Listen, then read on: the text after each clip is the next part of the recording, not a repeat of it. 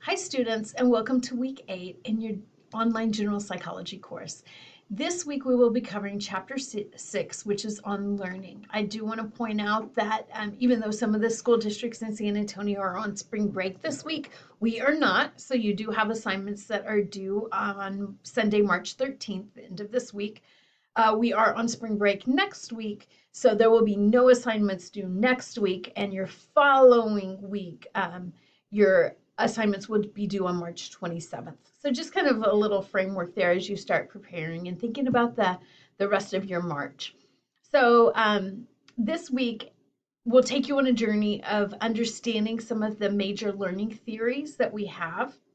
You'll look at things about such as observational learning, classical conditioning, operant conditioning, and those will hopefully help you understand the process of acquiring information and the different ways and modalities that the human brain takes in new information. So as far as assignments this week, you do have a discussion question.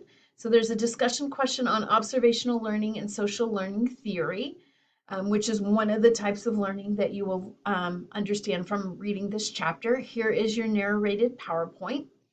You have 3 Connect assignments, a newsflash over comfort and food, one on shaping, and then one on schedules of reinforcement. So schedules of reinforcement comes from operant conditioning, which is a reward and punishment system. And when we give reinforcement, there's you can do it on frequency, you can do it on time, you can do positive reinforcement, negative reinforcement.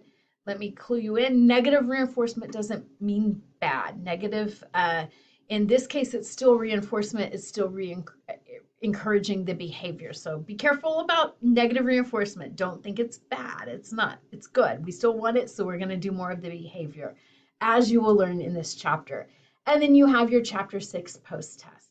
So again, let's cover what we have here in this week's module, the narrated PowerPoint, a discussion question. Please don't forget, you do such a good job on discussion questions, and you have been, but occasionally some of you forget to respond to a classmate. So for full credit, make sure that you're not only answering all parts of your initial post that are required from the prompt, but also make sure that you're responding to at least one classmate. And then you have your 3 Connect assignments, and then your chapter 6 post-test.